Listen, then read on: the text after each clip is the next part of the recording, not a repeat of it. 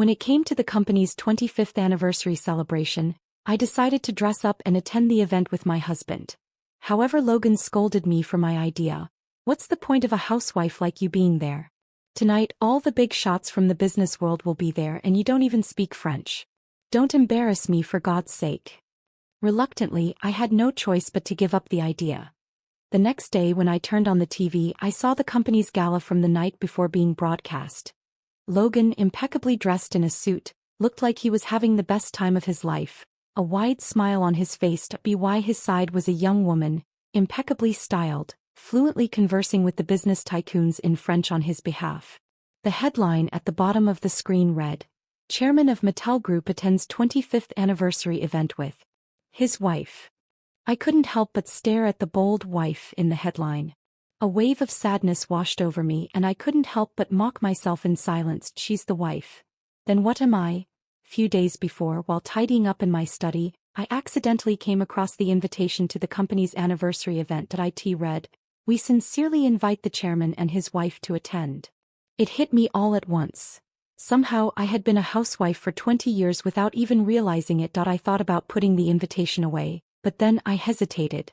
Now that the kids were grown and working and the household chores had reduced significantly, maybe it was time for me to find something for myself to do. Mattel Group was a company Logan and I had founded together. But after I became pregnant, I stepped down from the management team and became a full-time housewife. Taking care of the children, attending to the aging in-laws, and dealing with the household chores were no less taxing than a full-time job. I had little time to think about anything outside the family, so I never bothered with the company's affairs. Now, after all these years had passed, the company's 25th anniversary event seemed like a good opportunity to reconnect with the outside world. I decided to attend with Logan. I immediately rummaged through my closet, but after searching for a while I couldn't find anything suitable. Then I realized why.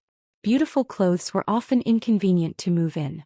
For the sake of doing housework and taking care of the kids, those pretty, elegant outfits had long been cast aside. Over time, my closet had nothing but old, worn-out clothes. 2 decades as a housewife had left me looking unkempt, and I had completely forgotten what it felt like to dress up. Fortunately, there was still time. I hurried to the mall, picked out a few new outfits, put on my favorite pearl necklace, and made sure to do my makeup. As the saying goes, clothes make the person. Even at 50, after a little effort, I still felt like I was doing pretty all right. When I returned home after getting dressed up, I happened to run into Logan, who was preparing to leave. He saw me and seemed startled, as though he had seen a monster. He took a step back and scolded me. "What's this? A woman your age should stop dressing so gaudily. It's really wired and comfortable for me to see you like this." His words pierced my heart like needles, and my chest felt like it had a heavy stone sitting on it. I mumbled, "It's not bad, is it? You used to praise me when I wore dresses." "Dresses are fine, but you're not looking at your age. No curves, no shape. No matter how pretty the clothes are, they won't help." Logan took a long, scrutinizing look at me and then said in shock, "You even put on heavy lipstick. You already have so many wrinkles, and now with makeup on, you look like a ghost. It's terrifying. Wipe it off." I hesitated, not moving. "But I want to attend tonight's anniversary event. This outfit is perfect for it."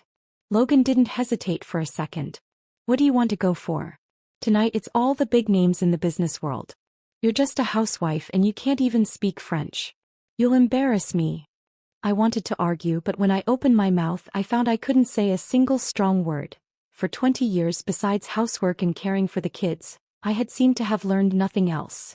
And because of my family's financial situation, I couldn't afford the tuition for further education back then, so my qualifications were indeed low. In Logan's social circle, I was practically invisible, a nobody. When Logan had persuaded me to become a full-time homemaker, he promised me that I wouldn't lack anything. But now here I was, unable to even attend the anniversary event with him. What had 20 years as a housewife really given me? I stood there, utterly confused, unable to find the answer. I could only watch as Logan left for the event alone, leaving me standing in a room filled with silence. The incident from the night before was like a stone thrown into a lake, creating a brief ripple before everything returned to stillness. I continued with my isolated life as a housewife. The next day, after finishing all the housework, I turned on the financial channel as usual. By chance, I saw the news about the company's gala from the night before. Logan, dressed sharply in his suit, looked like he was on cloud nine with a young, beautifully dressed woman by his side. The young woman was speaking fluent French, acting as his translator with the business elite. The two of them were so in sync, like an old married couple. The headline below the footage boldly read, Mattel Group President attends 25th anniversary event with his wife. I stared at the bold wife. A wave of sorrow washed over me and I couldn't help but mock myself. She's the wife. What does that make me? I stared at Logan on the screen. The Logan in the news seemed like a stranger to me. The way he smiled at the woman beside him was so gentle, a smile I hadn't seen on his face in so long that it felt like a heavy blow to my chest. A dull ache spreading through me. A flood of doubts, disappointment and anger rushed in. Yesterday, he had warned me not to attend the company event. Yet now he was allowing another woman to stand by his side. This woman was young, confident and spoke fluent French, clearly far more impressive than I, the tired, worn-out housewife. Just then Logan pushed the door open and walked in. He didn't seem to notice the change in my expression. Calmly, he took off his coat and hung it on the rack, then sat on the couch as if nothing was different. The anger inside me rose, unable to be contained. I pointed at the news on the screen and snapped, "Aren't you going to explain?" Logan blinked, glancing at the news before he smirked and said, "The media's just making things up. She's my secretary. We had a few foreign clients at the event and she's well educated, having studied abroad. It makes perfect sense for her to help me host the clients." I didn't buy his story. "Does hosting clients require you to hold her arms so intimately?" Logan waved me off. "Oh, please wake up. It's the 21st century. It's completely normal for men and women to attend events and walk arm in arm. Besides, Miss Eleanor is a businesswoman. Holding hands is just part of the job. She's very professional. Don't act like an ignorant shrew and slander her." His tone was so casual, as though it was all perfectly reasonable, and he made it clear he thought I, as a housewife, had no right to compare to Eleanor. Did he even realize what he was saying? I was his wife, not some subordinate he could insult at will. The worst part was that I was starting to believe his excuse. I knew that fake news was rampant these days. Mattel was a leading company, so it wouldn't surprise me if journalists made up stories for clicks. Besides, all they did was hold hands. If I threw a fit over this, I'd be the one looking petty. I had no choice but to swallow my dissatisfaction in silence. Yet deep down, the unease never left me. Something told me this wasn't as simple as it seemed. It hadn't been long before my unease and suspect on to be confirmed. A few days later, after taking out the trash, I was heading back home when I saw Logan's car parked outside. Under the dim streetlight, I could clearly see him leaning against the car, a young woman nestled in his arms. They were kissing passionately, lost in each other. The intimacy between them, their breaths mingling in the cold night air, was striking and sharp, as if everything around me had come to a sudden jarring halt. The woman kissing my husband. I knew her. It was Eleanor, the same woman who had taken my place at the company anniversary event just a few days ago. A sharp pain stabbed at my chest, as if something inside me had crumbled. The air around me felt heavy and cold, almost suffocating. Eleanor was the first to notice me. She seemed startled and immediately pulled away from Logan's embrace. Trembling, she hid behind him as if I were some kind of monster, clutching Logan's sleeve and whispering, "Mr. Walker." Logan's gaze flicked over to me. There was no panic in his eyes, only a calm indifference, as if nothing was wrong. "Go ahead and leave," he told Eleanor in a voice so steady, you'd think nothing had happened. Eleanor didn't hesitate, turning quickly and walking away. As she passed me, her previously innocent expression disappeared, replaced with a haughty look, before she flashed a smug smile and walked off. I stood frozen, my hands and feet icy cold, a burning anger rising from my chest. "What were you just doing?" I demanded, my voice trembling. Logan gave me a cold look, his expression full of disdain. "We were just sharing a friendly kiss, showing affection between friends. It's nothing to make a fuss about." I was furious, my eyes red. "Logan, I'm not stupid." Logan's patience seemed to snap. "So what, you're accusing me of cheating now?" Eleanor has been a top student since childhood, got into a prestigious school on her own merits, and she's excellent at her job. Plus, she's beautiful, has a good personality and countless admirers. His tone grew sharp, almost mocking. "You think she'd be a mistress?" I cut to the point. "Being a mistress has nothing to do with education." Logan slammed his hand on the table, pointing at me in warning. Eleanor is a high-ranking executive I hired with a good salary. She's going to help me take the company public. Don't spread rumors about her behind her back. If you make her angry and she quits, I won't forgive you. He gave me a disdainful glance.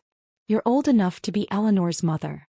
You can't even understand how hard she works, and yet you're always trying to compete with younger women. Aren't you ashamed of yourself?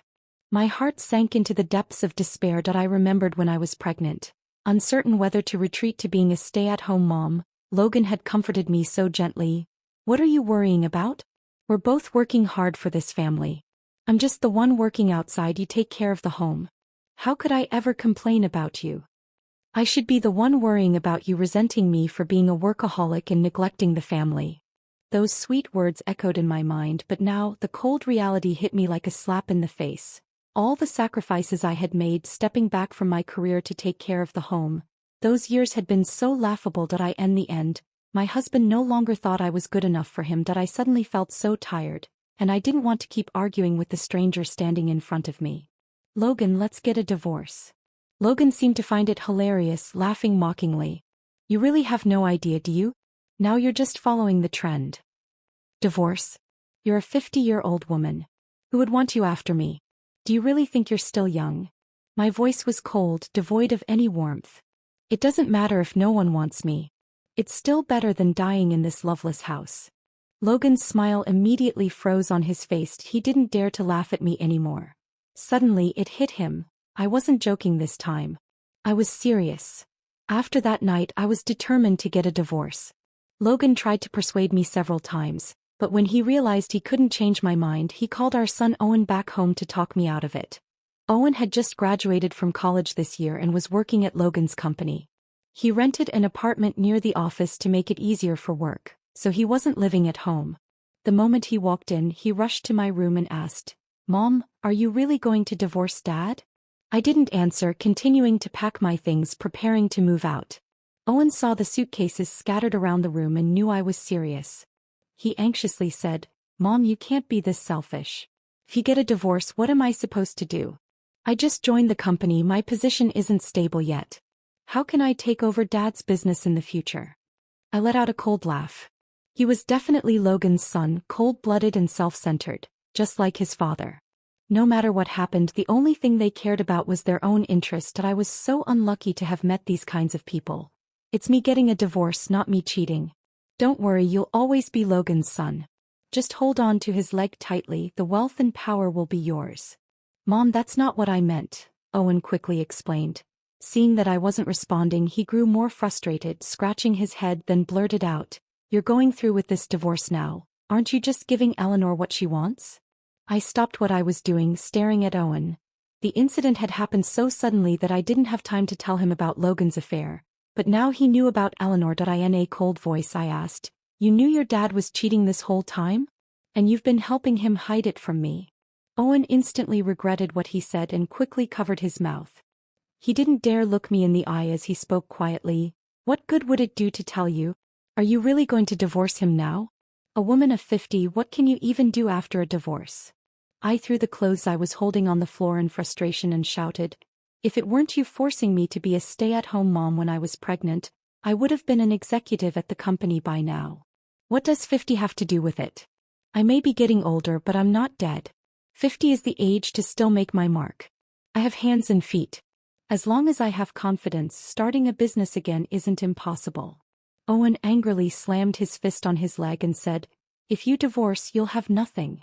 How will you even start a company? I may not know much, but I know that the law says assets are divided equally in a divorce. I've been married to your dad for 30 years, how could I have nothing to start with?" Owen, with a pained look, said, "The premise of dividing assets is that your dad has money. If his bank account is empty, you won't get a penny. Ever since he got together with Eleanor, he's been secretly transferring assets." He continued to explain, "Eleanor's a Harvard graduate. She's extremely skilled.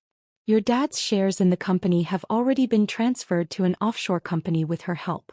His savings and properties have either been moved overseas or are registered under your grandparents' names. Even his salary is now just $1 a month. If you divorce him now, you won't get a thing. Worse, you might even inherit his debts. I felt as if my world was crashing down, hit by a series of terms and information that I couldn't even begin to process. But I didn't sign any loan papers. How could I inherit his debt? Owen slammed his fist on the table, exasperated. When a couple divorces, their debts are split too. Your dad's been borrowing money to expand the business for years. Those debts will follow you after the divorce. I froze. My hands unconsciously clenched the fabric of my clothes, my fingertips going white. My throat felt like something was blocking it, and I couldn't make a sound. I had thought that after 30 years of marriage, even if we couldn't grow old together, we would at least part on good terms. But now I would get nothing from the divorce and would even have to bear his debts. Such a ruthless calculation. Logan, you're so heartless. I quickly grabbed Owen's arm and asked, if that shameless pair is going this far to guard against me, they won't let you off either. Owen, what's going on at the company? Owen's face visibly fell. I've been stuck in a dead-end position for a year now. My heart went cold. Logan, that bastard. For that woman outside, he didn't even care about his own son anymore. Mom, don't worry about me. What matters now is you. Please don't get mad and bring up the divorce again. If you do, you'll have nothing. I let go of Owen and looked at him calmly, my voice cold. Retreating won't bring me respect. Owen, if your dad can be this ruthless, there's no way I can stay in this house any longer. Owen became anxious. Are you really planning to divorce with all his debts? I said firmly, I'm getting a divorce. And I'll take what's mine. Owen was speechless, shaking his head. You're so stubborn. You've been out of society for 20 years and you have no education. How can you fight against those two? I smiled faintly. Don't forget, Mattel Group was not founded by your dad alone. I was there to build it too. Back then, the US economy was entering a new golden era, and everyone was thinking about how to start a business and get rich. I wasn't any different. But I understood that working for someone else my whole life would only allow me to scrape by. The only way to truly control my own destiny was to become my own boss. So, with my family's support, I opened a small shop in my hometown selling handmade wine that I made myself. My grandmother had once been a well-known winemaker in the area, highly skilled. It was said that she had once provided wine for aristocratic banquets. Unfortunately, due to the changing times, the success she once had didn't carry over to the next generation. By the time it was my mother's turn, the wealth and reputation the family had built were long gone, squandered by my gambling and alcoholic grandfather. The only thing that remained was my grandmother's secret recipe for wine, passed down through the generations. I always remembered my grandmother's teachings. The grapes used as raw materials had to be the best quality, down to the specific origin and ripeness of the grapes. Every step of the process had to be done by hand with no shortcuts. With this dedication and the truly great taste, my little shop quickly became a success. At that time, Logan was responsible for delivering fresh grapes and other fruits to my shop. He was tall, handsome, and charming, always able to make people laugh with his humor. We developed feelings for each other over time, and soon we were together and got married. After the marriage, Logan joined my business and we ran the wine shop together. Yes, the business grew. We expanded the shop and even started a small factory, hoping to sell our products nationwide. In the early stages of the business, I handled everything personally, from the smallest to the largest tasks. But after I got pregnant and gave birth, Logan insisted that I should focus on taking care of the family, saying, "The child needs a mother." At first I hesitated. After all, I had built this company from the ground up. It was like my child. How could I let it go so easily? But Logan impatiently told me, "The company is bigger now and the decisions are more complicated. You don't have a business degree, you don't understand management. Staying here will only cause problems. You should stay home and enjoy a comfortable life." I felt a sting in my heart. So what if I didn't have a high education? In those days, the people who truly built great companies didn't rely on degrees but on real skills and hard work. But in the end, I chose to step back and focus on the family. By that time, the company had already gone through the toughest stages of startup. Our family's unique wine recipe became more and more famous, and business was booming. We quickly became an industry leader, with annual profits reaching millions of dollars. In truth, the company's success had nothing to do with Logan. Logan thought that after being a housewife for 20 years, I would be out of touch with the times and easy to manipulate because of my low education. He was wrong. I would make him understand. Even if a lion grows old, it's still a lion, Not a sheep that can be taken advantage of. I, Catherine, built this empire with my own hands and I could tear it down just as easily. I began to set my revenge plan in motion. After asking Owen to investigate something for me, I started to play along with Logan. On the surface, I returned to the busy, mundane routine of family life. I stopped mentioning the divorce. I acted as if I were still taking care of the family just like before. Logan had been giving me $10,000 a month as living expenses, but after paying the housekeeper's salary, daily food costs, and the caregivers for his elderly parents, there was hardly anything left. I didn't have many material desires and had been willing to save wherever I could for the family, so I never really saw it as a problem before. But now I realized if I wasn't spending his money, he'd just end up spending it on other women. It was time for me to start living for myself, step by step reclaiming everything I had lost over the past 20 years. Since the last argument about divorce, Logan still outwardly denies his affair, but his actions reveal his guilt. So when I asked him to raise my living expenses to $50,000, Logan didn't dare to oppose my request and agreed immediately. With the money in hand, the first thing I did was free myself from the heavy housework. In the past, I had an old-fashioned mindset, thinking that I should do everything I could around the house myself and that hiring too many housekeepers was a waste of money. But now, I see that hiring more help just lightens my load. So, I added the extra housekeeping costs to Logan's account without hesitation. He didn't object, though he insisted that I still had to cook the meals. For the past 20 years, Logan had been highly critical of me, but the one thing he always praised was my cooking. Logan is very picky about food. Over the years, I had put a lot of effort into perfecting my cooking to satisfy his tastes. After all this time, my culinary skills were on par with Michelin star chefs. One day, I came across a news article stating that private chefs for celebrities can earn around $500,000 a year. But here I was, providing Logan with top-tier customized service as his wife. And I wasn't paid a single cent for it. I thought this might be one of the reasons why Logan didn't want a divorce. He knew that if we divorced, he'd probably never find another fool like me. Someone who offered all this for free and with dedication. Now even the servants didn't do everything. There were specialized housekeepers for cleaning, specialized cooks and nannies for the kids. Each additional task meant a salary increase. How many housewives are trapped in the so-called marriage cage, providing customized services without pay, only to be criticized by their husbands for not working, not making money and not keeping up with the times. To avoid disrupting my plan, I naturally agreed to his request. As usual, I served him 3 meals a day without deliberately making the food unappetizing. Logan knew my ability, so he wouldn't dare to complain if I made a mistake. It would only make him suspicious. However, I did mix a bit of Cookie's stool into his favorite dishes. Just to clarify, Cookie is our family dog. I didn't put in too much. Just enough for the scent of the food to cover it. I also added extra dog food to Cookie's bowl as a reward for all its hard work recently. From behind me I heard Logan's voice, puzzled. There's something strange in today's pasta. I paused while pouring the dog food. I stood up, pretending to be angry, and said, "If you don't like my cooking, then don't eat it." I made a move to take the plate and throw it away. Logan quickly stopped me, saying, "No, I didn't mean it that way. Don't be mad." He smiled and finished the plate of pasta. I couldn't help but sneer inwardly. Logan had been living in wealth for so long that he had forgotten the most basic principle of life. Never offend the person who cooks your food. Otherwise, you'll never know what special ingredients might be added to your meal. This little game with Cookie's stool continued for 3 months. Eventually, someone couldn't sit still any longer. One day, I received a text message from an unfamiliar number. "Hello, Mrs. Walker. I'm sorry to bother you. This is Eleanor. Are you free recently? I'd like to meet and talk." A smile tugged at the corner of my mouth. The fish had finally taken the bait. I arranged to meet Eleanor at a cafe near the office. I arrived on time, but she didn't show up until half an hour later. As soon as she sat down, she smiled elegantly and said, "Sorry I'm late. There's so much going on at the company. I'm swamped every day.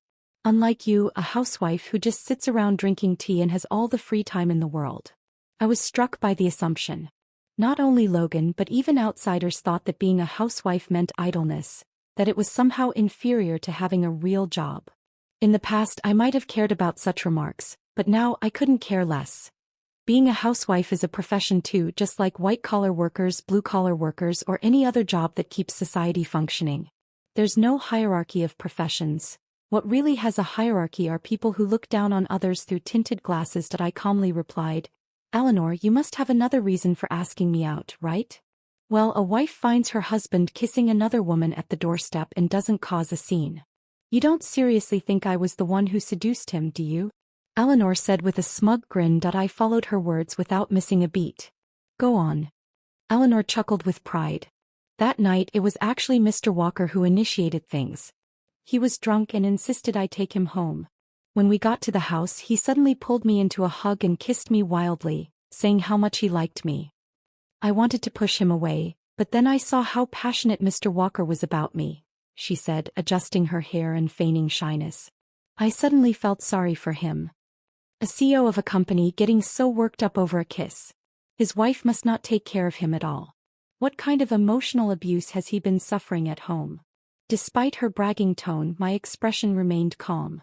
My fingers gently traced the surface of the table as if her words were nothing more than trivial conversation. Finally, I spoke calmly. So what you're saying is Logan likes you and I should step aside and make way for you? Eleanor puffed out her chest. Of course. I looked up at her for the first time, studying her carefully.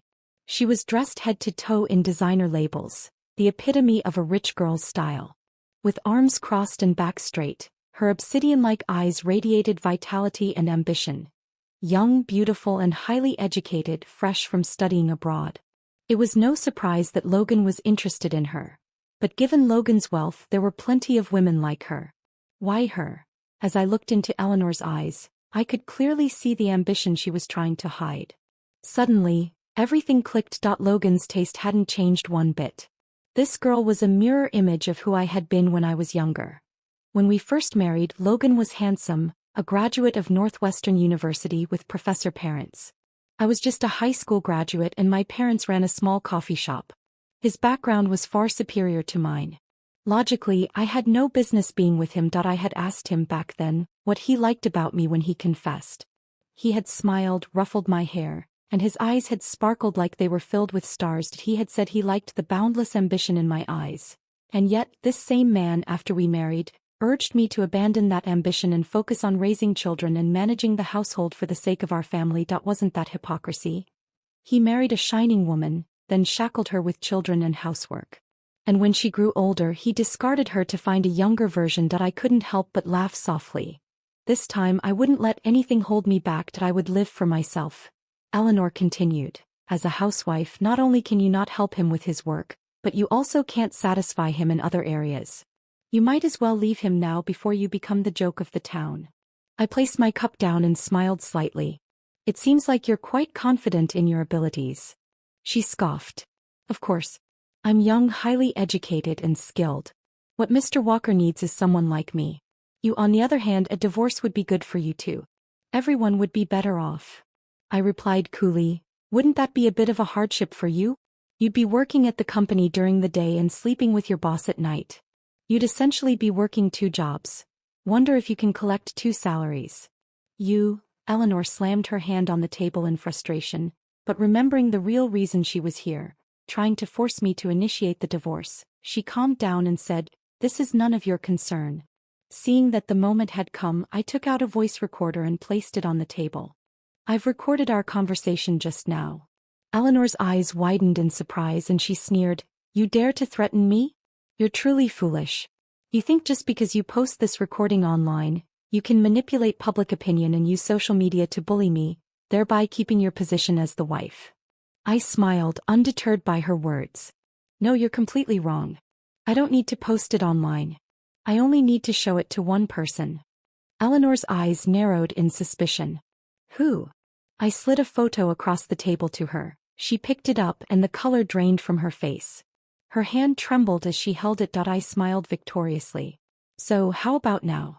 Are you willing to accept my threat?" Eleanor hesitated, her eyes flickering with inner conflict. But in the end she gritted her teeth and agreed. "What do you want me to do?"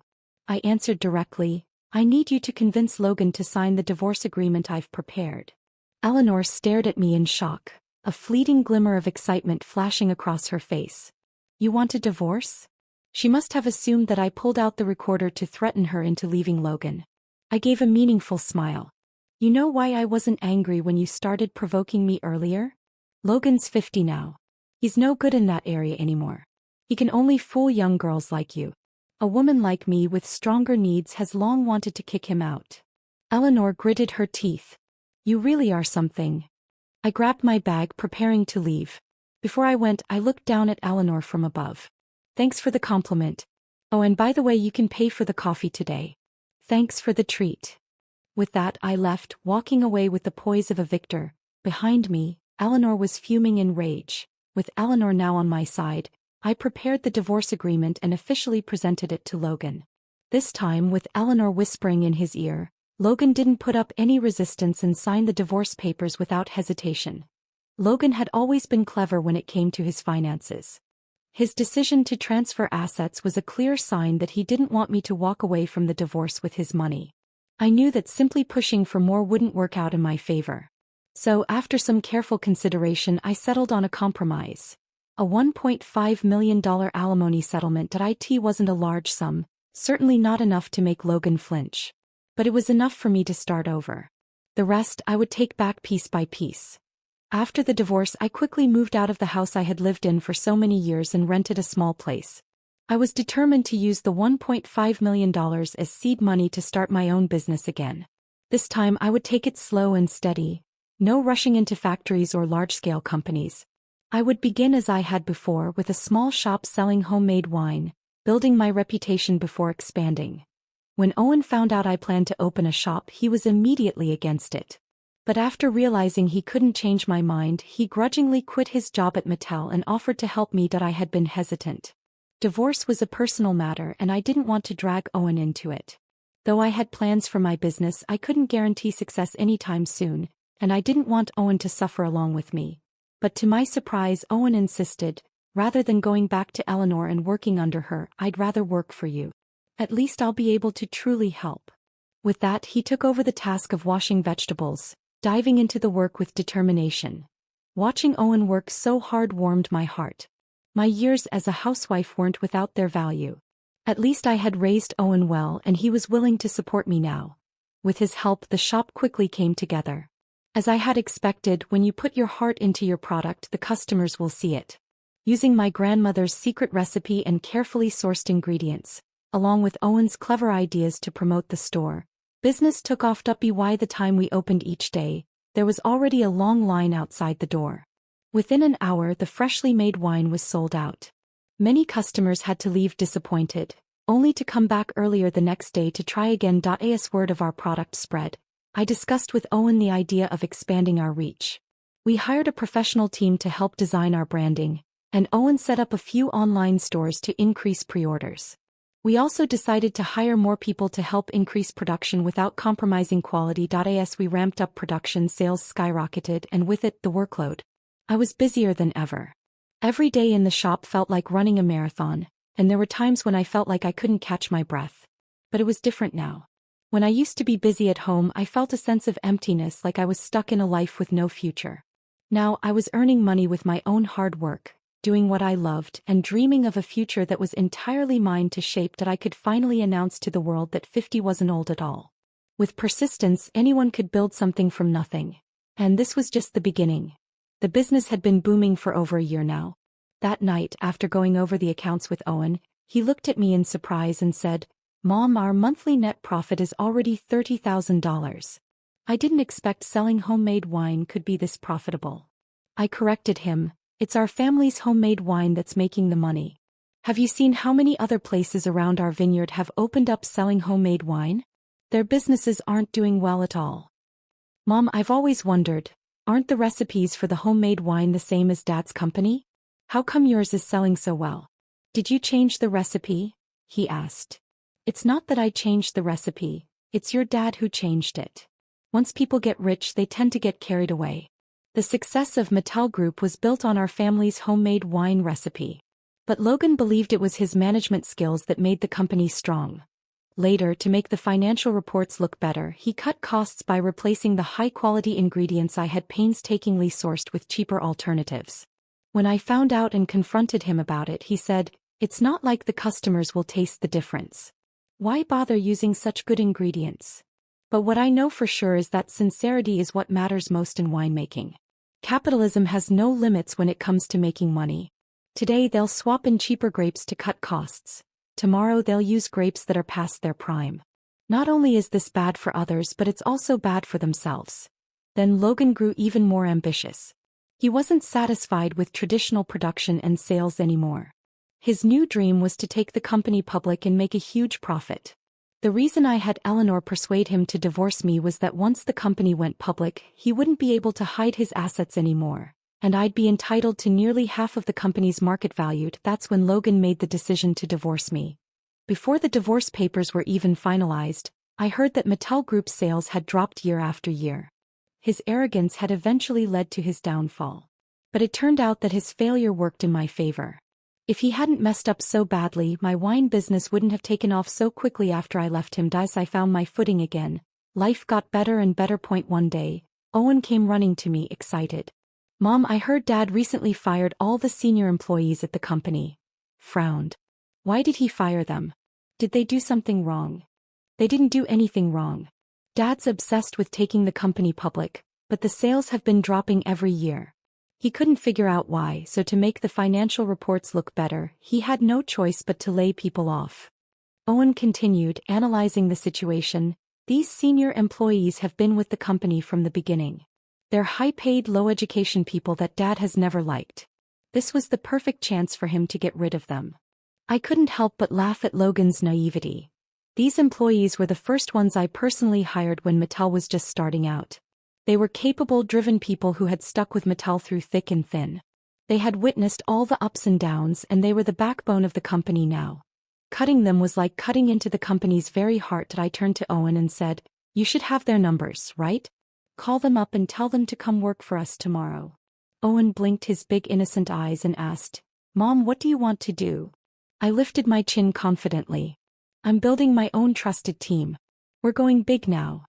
After more than a year of operation, the brand I created for homemade wine had gained considerable recognition. The customer flow kept increasing, and the small workshop could no longer meet the growing demand. I needed to partner with a factory, which meant starting a company, hiring more employees, and expanding operations. I had known Mattel's old employees for many years, and they were all hardworking, skilled people. Taking them directly from Logan's hands meant I didn't even need to train them. It was truly a stroke of luck. Logan thought he could manipulate me into leaving with nothing, but I was determined to make sure he never recovered from this. I would take back everything I had lost, all on my own. When Owen realized my ambitions, he leapt with excitement, shouting, "Long live Mom! Let's take down Mattel." When the old employees received my invitation, they didn't hesitate for a second and immediately joined us. Most of them were in their 40s with mortgages to pay and children to support. They had expected to work under Logan until retirement, only to suddenly face midlife layoffs. My invitation was like a lifeline. On top of that, I had always treated them fairly and had helped them both openly and discreetly over the years. In return, they were determined to work hard and help the company succeed. I named the new company Heritage. It wasn't just about making money. It was about bringing the fine wine passed down by my grandmother to every corner of this country. As the new company grew, so did my business. Meanwhile, Logan, in his rush to take Mattel public, made sweeping changes to their target customer base and downgraded the overall product quality, slowly losing the trust of their customers. The company's performance started to decline. On the other hand, under my leadership, Heritage flourished, quickly capturing the market Logan had lost. Finally, one day, Heritage surpassed Mattel in every aspect of performance. I was thrilled and distributed the majority of the profits as year-end bonuses to the employees. The old employees were overwhelmed with emotion, grabbing me by the arms and tearfully saying, "Boss, Mr. Walker's decision to divorce you was the biggest mistake of his life. Eleanor may be young, pretty, and highly educated, but what's the use? You made big money and thought to share it with us, while that woman kept trying to lower our salaries. She's really too much." "You know," they continued, "it doesn't matter how high your education is.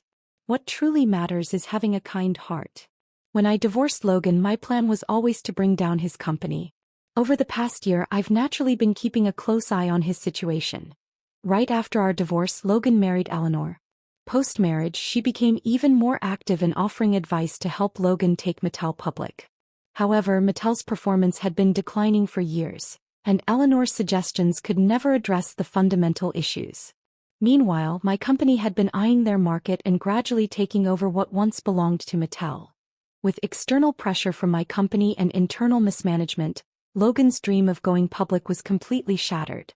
If only Logan had listened to my earlier advice and brought back the original recipe, maybe his company would have had a chance. But Logan had always belittled me, never once considering my suggestions. As Mattel's performance continued to worsen, Logan resorted to drastic measures, including mass layoffs. Eventually, even Eleanor was sent home to become a housewife. I can't imagine she was happy serving a 50-year-old man, especially after she had been secretly involved with a British boyfriend while married to Logan. The last I heard of her, she had embezzled a significant sum of money and fled abroad. With the loss of cash flow and unpaid debts, Mattel quickly filed for bankruptcy. Logan was so enraged by this that he had a heart attack and is now still unconscious in the hospital. I knew exactly where Eleanor would go, so I instructed Owen to send her wedding photos with Logan to those locations. It was the perfect blow. The effect was immediate.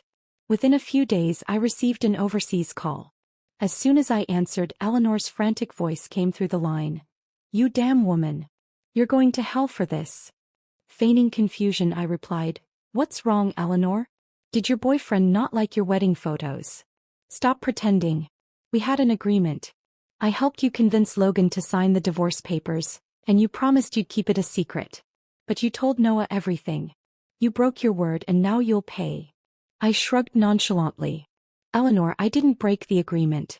I never promised not to send Noah anything. I only agreed not to give him the recording. What I sent were just your wedding photos." "You liar. I'm going to kill you." If Eleanor had been in front of me, she would have lunged at me immediately. After all, I had just destroyed her only remaining escape route. Eleanor had been secretly seeing a British boyfriend while married to Logan. From the start, she never truly cared about Logan. She only wanted to get what she could from him, then run. And now that Logan was incapacitated, she had taken the money and gone off to find true love. I paused for a moment, then added with a touch of provocation, "By the way, I've already recorded this call. If you continue to threaten my safety after we end this call, you'll probably receive a summons from the police." On the other end, she immediately hung up, clearly terrified. Owen, who had been listening in, gave me a thumbs up. "When you asked me to investigate whether Eleanor was seeing someone else, I was skeptical. I thought, how could she be fooling around with my dad? But sure enough, you were right. As expected of you, Mom." "How did you know?" "I didn't know anything special. I'm just a woman, so I understand how women think," I replied. "Men tend to be overconfident, always assuming a younger woman is after them for their personality, not their money. What they fail to see is that the younger women are only interested in what they can get from them financially. In reality, when a young woman faces a man in his 50s, she instinctively distances herself from him. What she's really after is the financial support he can provide, not love." Logan dug his own grave. The clock on the wall struck 8 in the morning, and Owen, having finished preparing everything, turned to me and said, "It's getting late, Mom. You should get going to your meeting." I nodded gently, gazing out the window as the morning light poured in, washing away the shadows of the past. Those old matters could fade away with the wind. There were far more important things ahead of me. Today was another beautiful day.